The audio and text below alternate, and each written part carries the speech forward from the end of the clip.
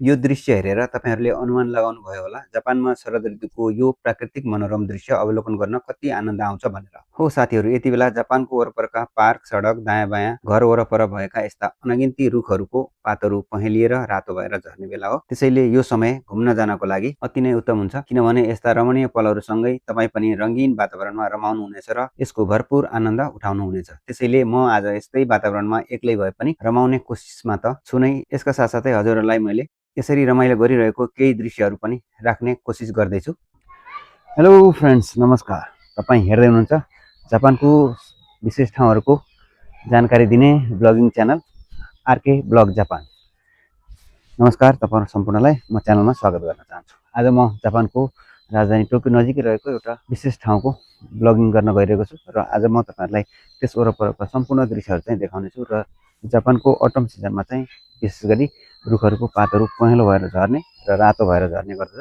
त्यही सिजनमा चाहिँ विभिन्न ठाउँका मानिसहरु अनेक ठाउँहरुमा गएर घुम्ने गर्दछन्, जस्तो पार्क भयो, ठुलठुलो फरेस्ट एरियाहरुमा गएर घुम्ने गर्दछन्। त्यो ठाउँ चाहिँ एकदम मनमोहक र रमणीय हुने गर्छ यो सिजनमा। त्यसैले म पनि तपाईहरु समक्ष त्यही रमणीय दृश्यहरुको केही सामग्री चाहिँ प्रस्तुत गर्ने उद्देश्यले आज म यहाँ आएको छु र तपाईहरुलाई यहाँ भएका सम्पूर्ण दृश्यहरु चाहिँ राख्ने छु यो भिडियोमा। भिडियोलाई अन्तसम्म हेर्नुभयो भने यस वरपरका सम्पूर्ण दृश्यहरु तपाईहरुले देख्न सक्नुहुन्छ र के कहाँ छ भन्ने कुराहरु म यो भिडियोमा सम्पूर्ण कुराहरु चाहिँ डिटेलमा राख्ने छु।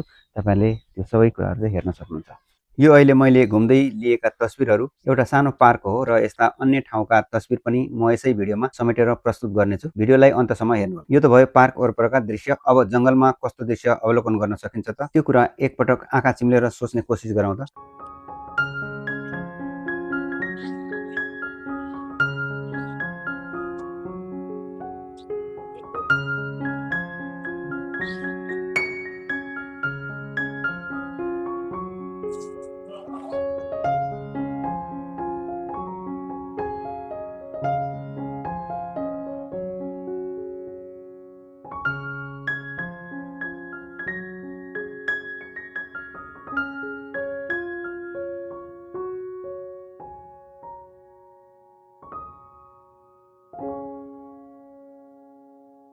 अब बन्द आँखाबाट यसरी पहेँलिएर झर्ने बेलाका रुखहरुसँगै हावाको सरर झोकाले पातहरु हल्लिरहेको एकान्तमय सुस्केरा र समय अनुसार बिहान साँझ चिरबिर गर्ने पन्छीहरुको त्यो सुमधुर आवाज कानमा ठोकिँदा पक्कै पनि आनन्द महसुस हुनेछ। अझ जंगल वरपर घुम्दै गर्दा कोइलीको कुहु कुहु भन्ने सुमधुर आवाज जसले सुनसान जंगललाई संगीतमय बनाउँछ, हामीलाई पनि त्यसले संगीतमय बनाउने नै छ। त्यसैले ती समयहरु हाम्रो जीवनमा अविस्मरणीय हुनेछ। यस्तै दृश्य परिदृश्य अहिले तपाईले महसुस गर्दै हुनुहुन्छ होला। यस्तै महसुस अब तपाईहरुले जंगल वरपर पार्कहरु र बगैँचाहरुमा घुमेर बिताइरहँदा हरपल महसुस गर्नुहुनेछ। त्यो पनि सोचाइ भन्दा बिल्कुलै फरक वास्तविकताको रोमाञ्चक पलहरु महसुस गर्नुहुनेछ। त्यसैले मैले यो भिडियोमा तपाईहरुलाई एकपटक त्यस्तो अनुभूतिको महसुस गराउन केही दृश्यहरु समेट्ने प्रयास गरेको छु।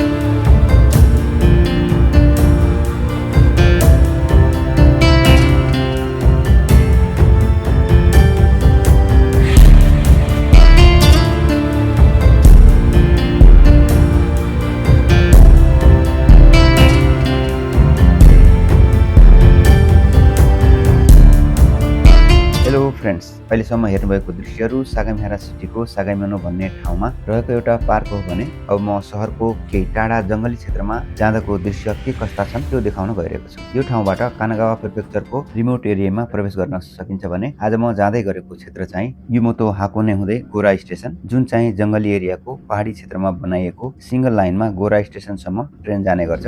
फ्रेन्ड्स, यो चाहिँ गोरा स्टेसन हो। यहाँबाट अब सोजान जानको लागि अथवा वाकुतानको लागि केबल कार चढ्नुपर्ने हुन्छ। यहाँबाट एक्जिट भइसकेपछि यो चाहिँ हाकोने युमोतो जाने ट्रेन हो। हाकोने युमोतोबाट यही ट्रेनमा म यहाँसम्म आएको छु। त्यहाँबाट हाकोने तोजाङ केबल कार चढेर सोजाङ स्टेसनसम्म पुगिन्छ। त्यहाँसम्म जम्मा 5 वटा स्टेसन रहेको छ, जुन चाहिँ केबलले कारलाई तानेर पहाडको माथिसम्म पुर्याउँछ। यो पनि एउटा अनौठो प्रविधि लाग्नेछ हामीलाई। त्यसपछिको यात्रा सुरु हुन्छ सोजाङ स्टेसनबाट हाकोने रोपवे चढेर ओवाकुदानीसम्मको। ओवाकुदानीमा हामीले देख्ने दृश्य एकदमै अद्भुत लाग्नेछ। त्यहाँ धरतीको गर्भबाट एउटा ग्यास वर्षौं अघिदेखि निरन्तर निस्किरहेको छ, जुन हामीले नाङ्गो आँखाले देख्न सकिन्छ। त्यसै ठाउँमा रोपवेबाट जाँदै गर्दा यस्तो दृश्य देखिन्छ।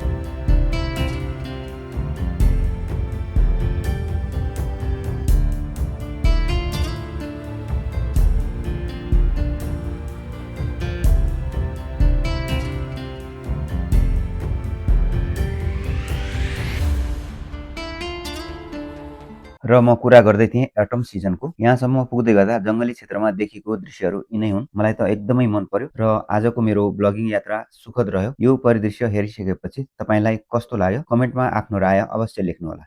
साथीहरू, यो थियो अटमको सुन्दर प्रकृतिको एउटा झलक र यस्ता धेरै ठाउँहरू छन् विश्वका हरेक ठाउँमा। हाम्रो नेपालमा पनि यस्तो ठाउँ नभएको होइन, योभन्दा पनि धेरै राम्रा ठाउँहरू छन्। बस त्यस्ता ठाउँहरूलाई हामीले विकास गर्न नसकेर पछि परिरहेको हो, या भनौँ यस्ता रमणीय ठाउँहरूलाई हामीले विश्वमाझ दर्शाउन नसकेका हौँ। मेरो राय छ हजुरहरूलाई कि नेपालमा पनि सम्भावित विकास गर्न योग्य ठाउँहरूलाई सबैले सकेसम्म सबैमाझ यसरी ब्लगिङ भिडियो मार्फत पुर्याउने कोसिस गर्नुपर्दछ र जहाँसम्म मैले देखेको छु त्यस्ता धेरै मित्रहरू हुनुहुन्छ, उहाँहरूले यो कार्य गर्दै आउनु भएको छ र म उहाँहरूलाई एकदमै धन्यवाद दिन चाहन्छु हृदयदेखि नै। तपाईँहरूले गर्दा त हाम्रो देशका यस्ता धेरै ठाउँहरू विश्व सामु प्रस्तुत हुने गर्छ र यसलाई हामीले भविष्यमा पनि पर्यटक भित्राउनको लागि निरन्तरता दिन जरुरी हुन्छ। यसले हाम्रो पर्यटन क्षेत्रमा प्रगति हुन विशेष रूपमा भूमिका खेल्नेछ र देशमा पर्यटक बढ्न थाल्नेछ। त्यसले देशको समृद्धिमा टेवा पुर्याउनेछ। आउनुहोस् सबैले यो भिडियोलाई सेयर गरेर नेपालका त्यस्ता हस्तीहरू माझ पुर्याउँ ताकि उहाँहरूले हाम्रो देशको ती क्षेत्रहरू जुन अझै पनि ओझेलमा परेको छ त्यसलाई विश्वका पर्यटक सामु राख्ने प्रयास गर्नुहुनेछ। अनि हाम्रो देशमा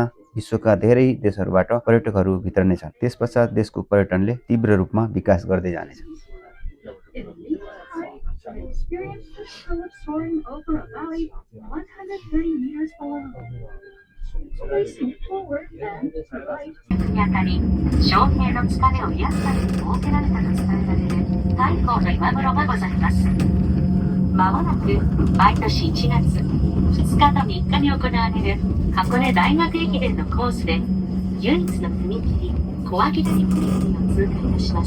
साथीहरू, तपाईँहरू पनि सहरको भिडभाड एरियाबाट छुट्टै शान्त वातावरणमा आउन चाहनुहुन्छ भने प्राकृतिक मनोरञ्जनले भरपूर्ण यो ठाउँ कानागावाको हाकोने भन्ने ठाउँमा रहेको छ।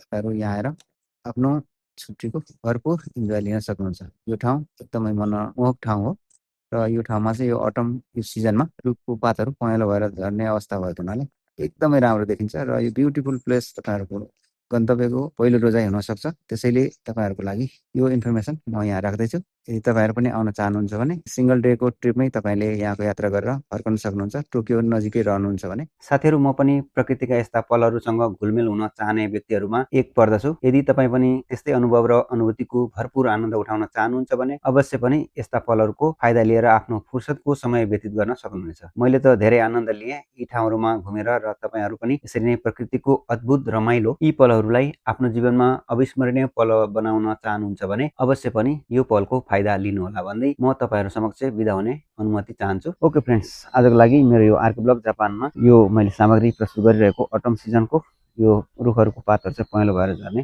सिजन भएकोले यो सिजनको केही दृश्यहरू राख्ने कोसिस गरेँ। भिडियो कस्तो लाग्यो मन परेमा लाइक गरिदिनु होला र अन्य साथीहरूलाई पनि यो भिडियो चाहिँ सेयर गरिदिनु होला ताकि उहाँहरूले पनि आगामी दिनहरूमा यस्तै ठाउँहरूको भ्रमणमा चाहिँ जान सक्नुहोस्। र यो ठाउँमा यदि विशेष गरी जान चाहनुहुन्छ भने तपाईँहरूले यो भिडियोको सबै जानकारी चाहिँ डिस्क्रिप्सनमा यो कुन ठाउँ हो भन्ने चाहिँ कुरा थाहा पाउनुहुनेछ। डिस्क्रिप्सनमा मैले लिङ्क दिनेछु, त्यहाँबाट तपाईँहरूले त्यो सबै कुराहरू थाहा पाउनुहुनेछ। अर्को भिडियोमा म अन्य ठाउँको बारेमा यसरी नै भिडियो सामग्री लिएर आउनेछु। तपाईँहरूको दिन शुभ रहोस्।